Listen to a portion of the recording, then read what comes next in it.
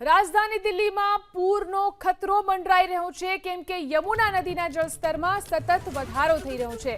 દિલ્હીમાં યમુના નદીનું જળસ્તર આજે 207.46 મીટર પર પહોંચી ગયું છે, જે ખતરાના નિશાનથી 2 મીટર ઉપર છે। યમુના નદીના જળસ્તરે વર્ષ 2010નો રેકોર્ડ તોડી નાખ્યો છે। હરિયાણાના હથની કુંડ બેરેજમાંથી 1,06,000 ક્યુસેક પાણી છોડાયું। એટલું જ નહીં, વજીરાબાદ બેરેજમાંથી પણ 1,09,000 ક્યુસેક, જ્યારે કે ઓખલા બેરેજમાંથી 2,03,000 ક્યુસેક પાણી છોડાયું છે, જેના કારણે યમુના નદીના જળસ્તરમાં સતત વધારો થઈ રહ્યો છે। મોડી રાત્રે દિલ્હી સચિવાલય સુધી પાણી પહોંચી જતા પાણીના નિકાલ માટે મશીનોની મદદ લેવી પડી હતી।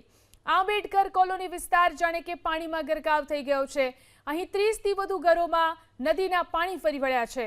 આ ઉપરાંત યમુના બજાર, કાલિંકુંજ, ગીતા કોલોની જેવા વિસ્તારો પાણીમાં ડૂબ્યા હોય તેવી સ્થિતિ છે।